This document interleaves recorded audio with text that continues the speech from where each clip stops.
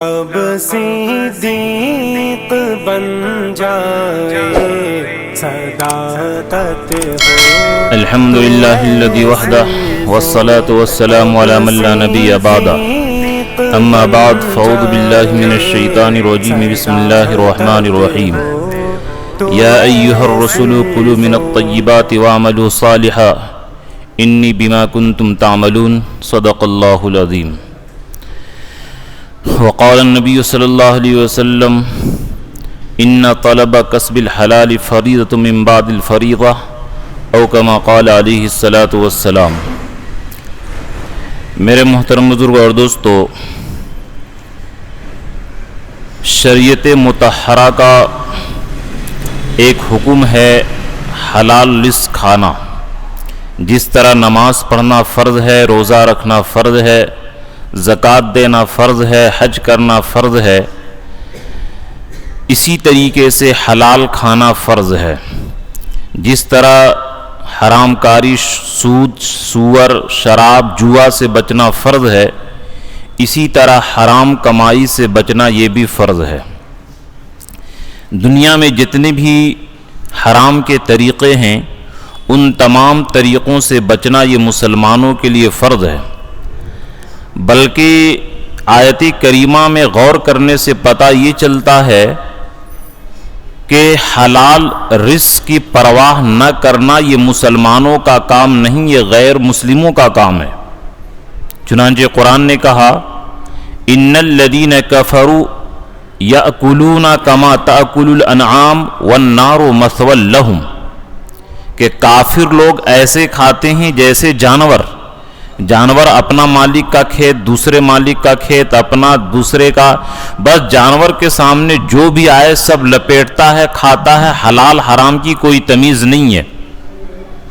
تو قرآن کریم نے کہا کہ غیر لوگوں کا کام یہ ہے، اللہ کے باغی رسول کے جو نافرمان ہیں وہ لوگ ایسے کھاتے ہیں جیسے کہ جانور، کہ ان کو حلال اور حرام میں کوئی تمیز نہیں ہے. بھلے یہ دنیا میں آج بڑے مالدار بن چکے ہیں حرام کمائی کی وجہ سے، لیکن دنیا میں یہ عیش موج کر لیں. والنار مثوی لہم، مرنے کے بعد ان کا ٹھکانہ جہنم ہے. اس آیت کریمہ سے یہ پتہ چلا کہ نعوذ باللہ جو مسلمان حلال کی پرواہ نہیں کرتا، حرام سے نہیں بچتا، وہ کافر تو نہیں ہوگا. حرام کو حلال سمجھے گا تب کافر ہوگا، لیکن یہ مومن کی شان نہیں ہے. جس طرح جیسے کہ کوئی لڑکا بناؤ سنگار کرتا ہے تو ہم لوگ اس کو سمجھاتے ہیں کیا عورت کی طرح تم بنتا سورتا ہے. اس کا یہ مطلب نہیں کہ اس کا بدن عورت والا یہ مرد سے بدل کر کے عورت والا بدن بن جائے. مطلب اس کا یہ ہوتا ہے، اس کو شرم دلانی ہوتی ہے کہ بے وقوف، اللہ نے تجھے مرد بنایا تھا، تجھے تیرے اندر مجاہدانہ صفات ہونی چاہیے، اور تو عورتوں کی طرح نرم و نازک بن کر کے پھرتا ہے. یہ شرم دلانا مقصود ہے. اسی طریقے سے یہ مسلمانوں کو شرم دلانا ہے کہ وہ حلال رزق کی پرواہ نہ کرے، حرام کھائے. یہ مومن کی شان ہے ہی نہیں ہے. اور یاد رکھ لو کہ جو بھی دنیا کے اندر حرام کھائے گا، والنار مثوی لہم، ایسے لوگوں کا ٹھکانہ جہنم ہے. بڑا خطرناک اس کا انجام ہوگا. اس لیے ہم لوگ اپنے ذہن میں بات بیٹھا لیں کہ صرف کھانا فرض کھانا صرف کافی نہیں، بلکہ حلال کھانا یہ ضروری ہے کہ روزہ، نماز، حج، زکوٰۃ کے بعد ان طلب کسب الحلال، کہ حلال کی کمائی کرنا یہ فرض ہے. من بعد الفریضہ. بعض لوگ اس حدیث کا مطلب غلط نکالتے ہیں، کہہ رہے حلال کمانا فرض ہے اس لیے نماز چھوڑ کے ہم کمائیں گے. نہیں، حدیث نے کلیئر کر دیا من بعد الفریضہ، نماز کے بعد. نماز چھوڑ کر کے کمانا جائز نہیں ہے. ہر ایسی کمائے جس سے نماز میں فرق پڑتا ہو، روزہ میں فرق پڑتا ہو، یہ اس کی اجازت شریعت نے نہیں دی. من بعد الفریضہ، کہ اللہ کے جو فرائض ہے اس کے ادا کرنے کے بعد آپ دوستوں کے ساتھ نہ بیٹھیے، گھومیے پھریے مت، بلکہ بیوی بچوں کے لیے کسب حلال کیجیے. یہ فرض ہے. اور انشاءاللہ اگلے ہفتہ اور تفصیل کے ساتھ بات آ جائے گی. تو بہرحال اس آیت کریمہ میں اللہ تعالیٰ نے حکم دیا کلو من طیبات کہ حلال کھاؤ، وعملوا صالحا اور نیک عمل کرو۔ چنانچہ اس حدیث کے ذیل میں مفسرین کرام یہ لکھتے ہیں کہ میدا جو پیٹ میں ہوتا ہے وہ حوض کے مانند ہے۔ میدا جو پیٹ میں ہے یہ حوض کے مانند ہے، اور وہیں سے تمام رگوں میں خون کا سپلائی ہوتا ہے۔ تو جس طرح ٹنکی ہے اوپر میں مسجد کے اوپر اور نیچے نل لگا ہوا ہے، ٹنکی میں پاک پانی رہے گا، تمام نل سے پاک پانی گرے گا، اور اگر ٹنکی میں ناپاک پانی رہے تو تمام نل سے ناپاک پانی گرے گا۔ اسی طریقے سے جب پیٹ میں حرام غذا جائے گا تو آنکھ سے غلط عمل نکلے گا، کان سے غلط سنیں گے، زبان سے غلط بولیں گے، دماغ سے غلط سوچیں گے، ہاتھ سے غلط کریں گے، پیر سے غلط چیز کی طرف چل کر کے جائیں گے، ہمارا نظریات، ہمارا افکار اور ہر چیز کیا ہے غلط ہو جائے گی۔ اس لیے شریعت نے حکم دیا کہ دیکھیے اصل عمل مقصد کیا ہے، عمل کرنا ہے۔ وما خلقت الجن والانس الا لیعبدون، کہ اللہ تعالیٰ نے عبادت کے لیے پیدا کیا، لیکن پہلے اللہ حکم دے رہے کلو من الطیبات کہ حلال کھاؤ، وعملوا صالحا اور نیک عمل کرو۔ یعنی اس آیت کریمہ میں اشارہ ہے کہ نیک عمل کرنا یہ ڈیپینڈ کرتا ہے حلال غذا کھانے پر۔ آج بڑے بڑے لوگ شکایت کرتے ہیں کہ فجر میں آنکھ نہیں کھلتی ہے، نماز پڑھنے میں سستی آتی ہے، عبادت کو جی نہیں چاہتا ہے۔ یہ پہچان ہے اس بات کی کہ اس کے معدے میں اور پیٹ میں حلال غذا نہیں جا رہا۔ جس آدمی کے پیٹ میں حلال غذا نہیں جائے گا اس کو عبادت کرنا بڑا مشکل ہو جاتا ہے۔ اس لیے میرے دوستو حرام چیزوں سے بچیے، حرام غذا سے بچیے اور حلال کھانے کی فکر کریں، اور اللہ اس کے لیے آسان کر دیتا ہے۔ حضرت مفتی شفیع صاحب رحمۃ اللہ علیہ وما من دابۃ فی الارض الا علی اللہ رزقھا کے ذیل میں ایک بڑی قیمتی بات لکھتے ہیں کہ ایک آدمی سوال کیا کہ حضرت میں نے 1 لاکھ کسی کا چوری کیا، اور اللہ تعالیٰ فرماتے ہیں کہ جو بھی آدمی وہی کھاتا ہے جو اس کے مقدر میں لکھ چکا ہے، مقدر سے زیادہ نہیں کھا سکتا ہے، تو میں نے تو کسی کا 1 لاکھ چوری کیا، غبن کیا، ہڑپ کیا، یہ تو 1 لاکھ لگتا ہے کہ میرے مقدر میں نہیں تھا۔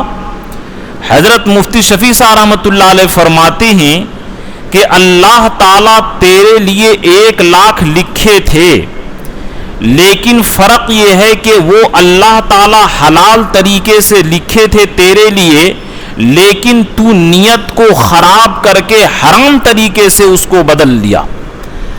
آدمی جو حرام کھاتا ہے وہ مقدر سے زیادہ نہیں کھا رہا، بس فرق یہ ہے کہ اللہ جو حلال طریقے سے دینا چاہتے تھے یہ نیت خراب کر کے حرام طریقے سے حاصل کر لیا، ورنہ مقدر سے زیادہ کوئی بھی نہیں کھا سکتا ہے۔ اس کا خاص ہم لوگ خیال رکھیں، دھیان رکھیں۔ اس لیے کام کے چلتے نماز کے اندر کوتاہی کرنا، بعض لوگ رکشہ چلانے کے لیے اکثر لوگ روزہ نہیں رکھتے ہیں، یہ سب بے وقوفی اور حماقت کی بات ہے۔ تو بہرحال چنانچہ اسی آیت کریمہ کے ذیل میں ترمذی شریف کے اندر یہ روایت اللہ کے نبی صلی اللہ علیہ وسلم سے حضرت ابو ہریرہ رضی اللہ تعالیٰ نقل کرتے ہیں، ان اللہ طیب، کہ اللہ تعالیٰ پاک ہیں، ولا یقبل الا طیبا، اور اللہ پاک ہی چیز کو پسند کرتے ہیں۔ اس لیے نیک عمل، یہ نیک پاکیزہ رزق کھاؤ اور نیک عمل کرو۔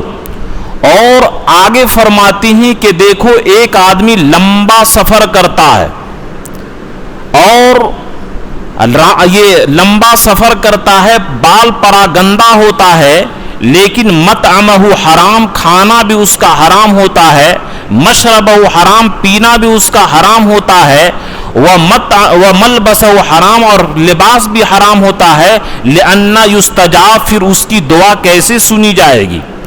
حالانکہ اس حدیث سے یہ پتا چلتا کہ آج ہم لوگوں کی جو دعا قبول نہیں ہو رہی ہے، اس لیے کہ ہم لوگ نعوذ باللہ حلال رزق کا اہتمام نہیں کرتے ہیں۔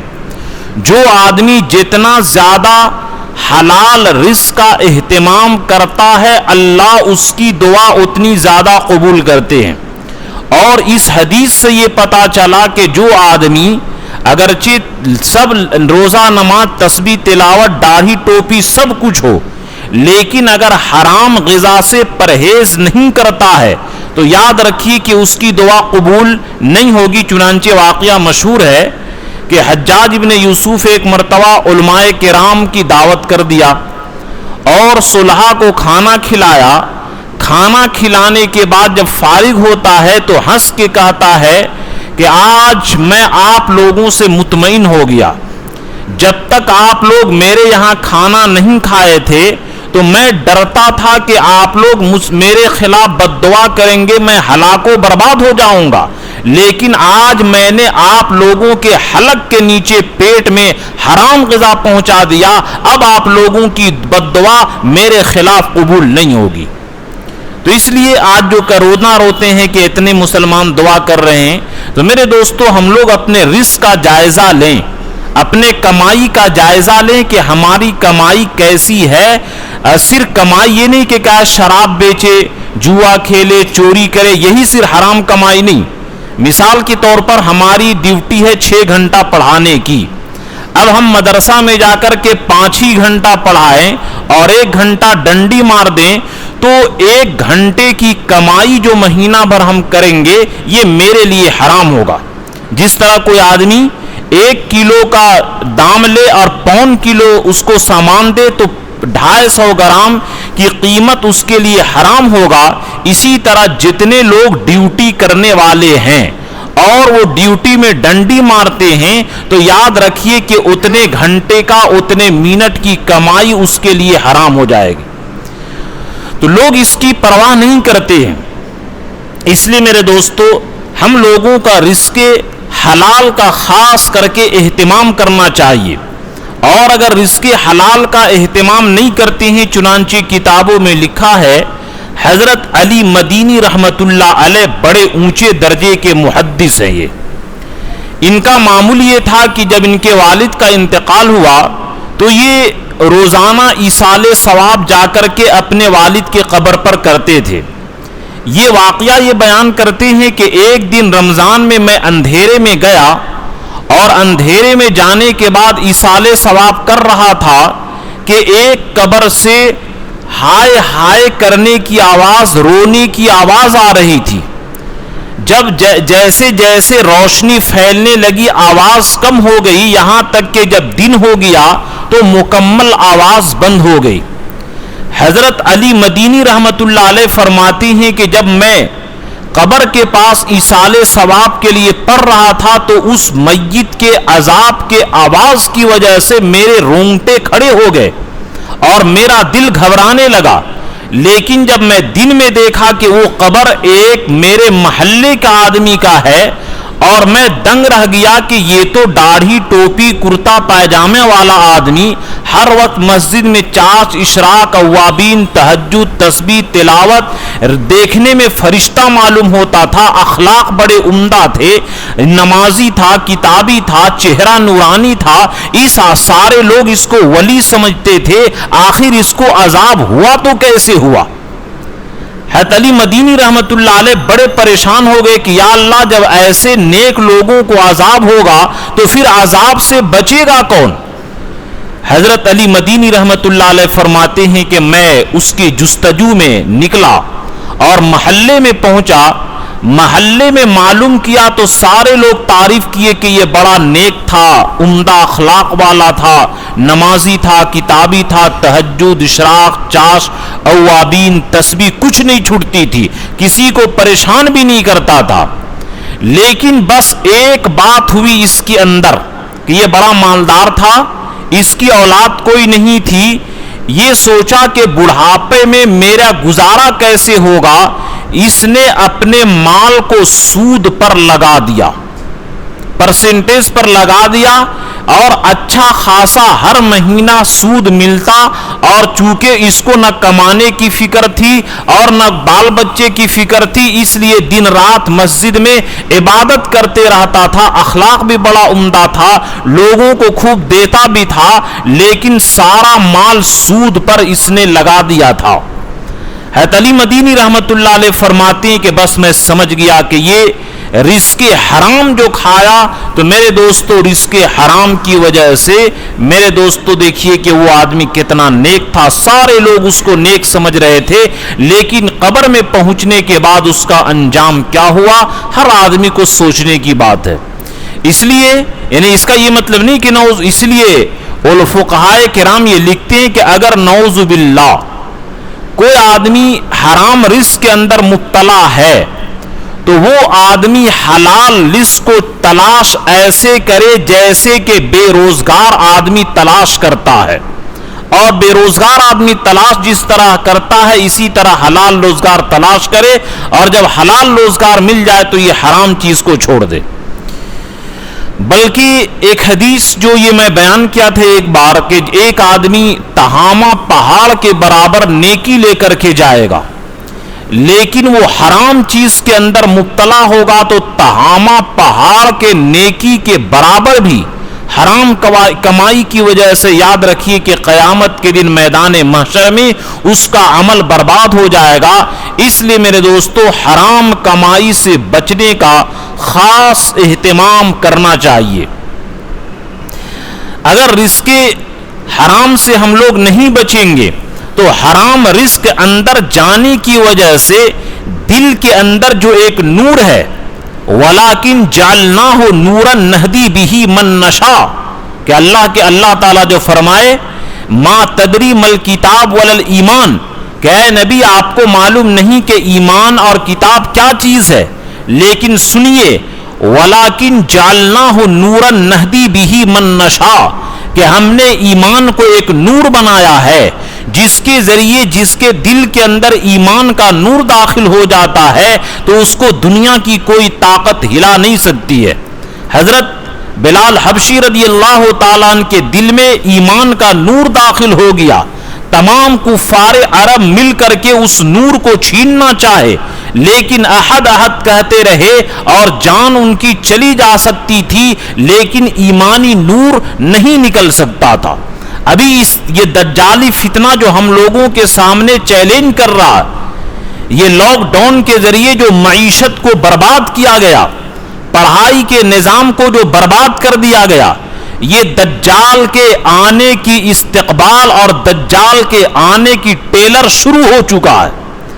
یاد رکھیے قسم خدائے رب ذوالجلال کی مسجد میں کہہ رہا ہوں کہ جو لوگ حلال رزق کا اہتمام نہیں کریں گے، ہمیں خطرہ ہے اس بات کی کہ وہ دجال کے فتنہ سے مقابلہ نہیں کر سکتے ہیں، اور کھانے پینے کے چلتے دجال کے ایمان پر، دجال کے ہاتھ پر کفر کا ایمان نہ لے آئیں اور ایمان کا سودا کرنا وہ بیٹھے۔ اور جو لوگ رزق حلال کا بھی اہتمام کریں گے، اللہ تعالیٰ ان کے دلوں کے اندر وَلَكِنْ جَعَلْنَاهُ نُورًا نَهْدِي بِهِ مَن نَّشَاءُ، کہ اللہ تعالیٰ ایمانی نور کے ذریعے دجال سے مقابلہ کرنے کی طاقت اور قوت دیں گے، جو صحابہ کرام نے تاریخ رچی ہے اور ہسٹری جو قائم کی ہے یہ ہمارے سامنے موجود ہے۔ اس لیے میرے دوستو رزق حلال کا خاص اہتمام کرنا چاہیے۔ رزق حلال اگر نہیں کھائیں گے، حرام کھانے کی کوشش میں مبتلا رہیں گے تو ایمان کا نور نکل جائے گا، کہ بہت سارے لوگ زکوٰۃ ہی نہیں نکالتے، ان کو نعوذ باللہ احساس تک نہیں کہ زکوٰۃ میرے اوپر فرض ہے۔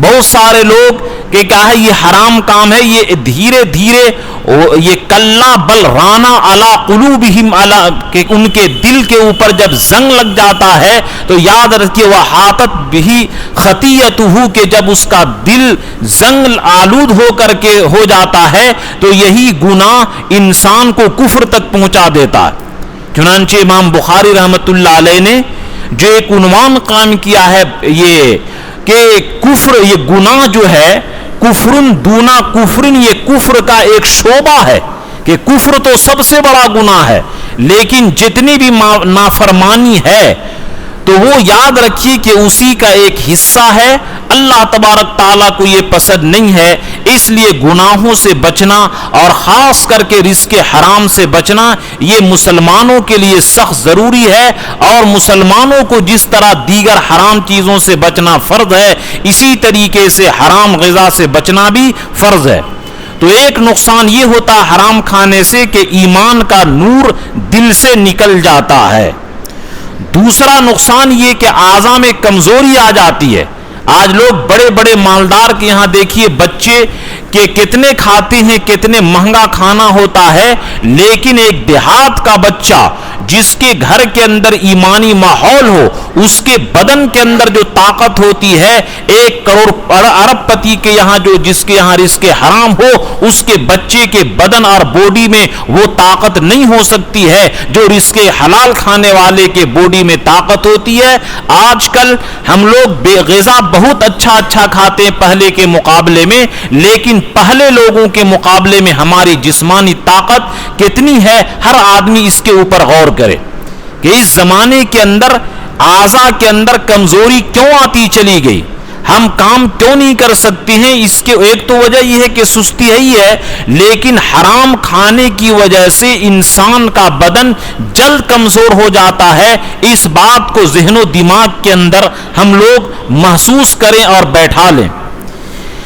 اور تیسرا نقصان یہ ہے کہ نیکی کرنے سے وحشت، جتنا رزق حرام کھائیں گے، چنانچہ میں اپنا واقعہ بتلا رہا ہوں کہ ہم لوگ جن سے بیعت ہیں، حضرت مفتی لعیق صاحب دامت برکاتہم سے ایک مرتبہ میں نے شکایت کیا کہ حضرت میرے دل کے اندر گناہ کرنے کا داعیہ اب بہت زیادہ پیدا ہو رہا۔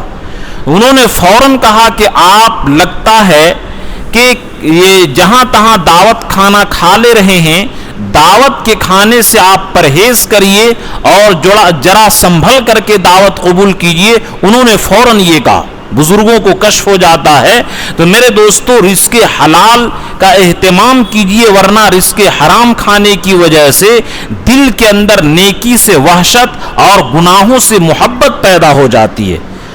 تو میرے دوستو یہ چند باتیں آپ کے سامنے عرض کیا، چنانچہ وقت یہ اس ہفتہ اتنا ہی ہے، اگلے ہفتہ سے انشاءاللہ معمول کے مطابق 1:15 بجے ہوگا۔ تو اس لیے میں جو یہ چند باتیں آپ کے سامنے عرض کیا کہ اللہ تعالیٰ نے جو ہم سے مطالبہ کیا کلوا من الطیبات واعملوا صالحا، کہ نیک عمل کرو اور یہ پاکیزہ کھاؤ اور نیک عمل کرو، اس آیتی کریمہ سے یہ پتہ چلا، اور حدیث بھی ہے کہ حلال کمانا یہ مسلمانوں پر ایک فرض ہے، اس لیے حلال کمائی کی فکر کرنی چاہیے، حرام سے بچنا چاہیے۔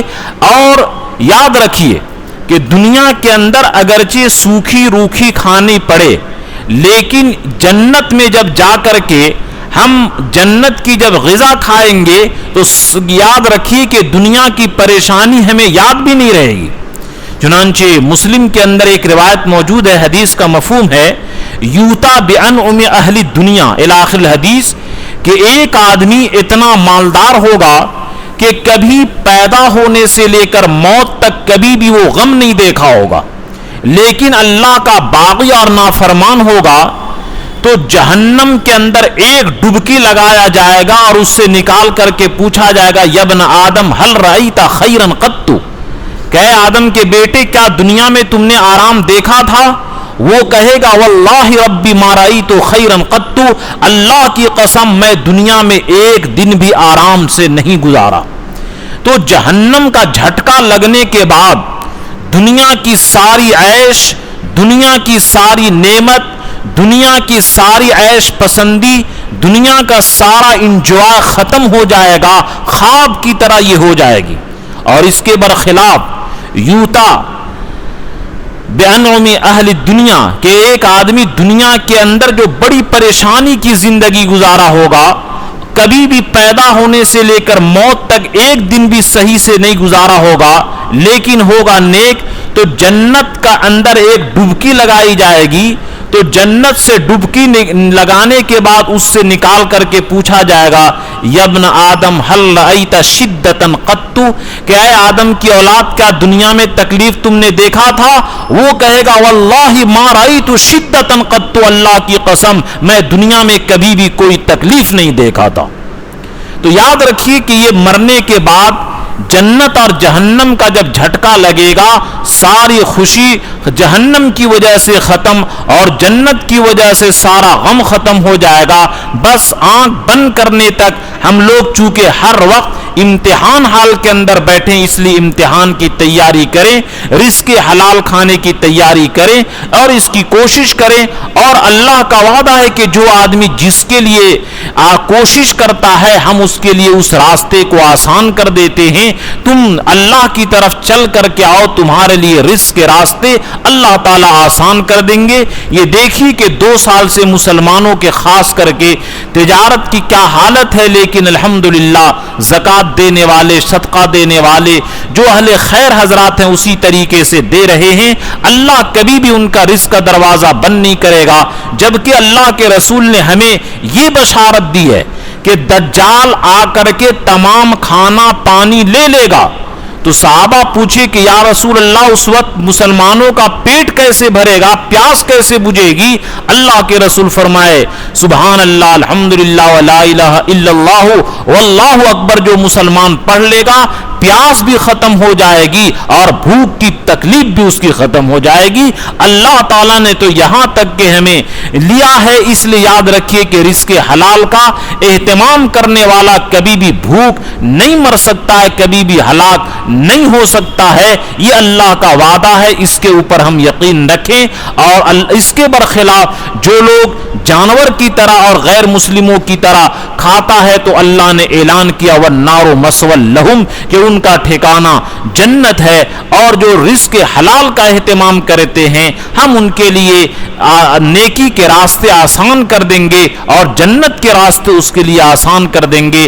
اللہ ہم تمام دنیا کے مسلمانوں کو رزق حلال کھانے کی توفیق عطا فرمائے، حلال رزق کمانے کی توفیق عطا فرمائے اور دنیا کے نظام معیشت کو اللہ دوبارہ بحال فرمائے۔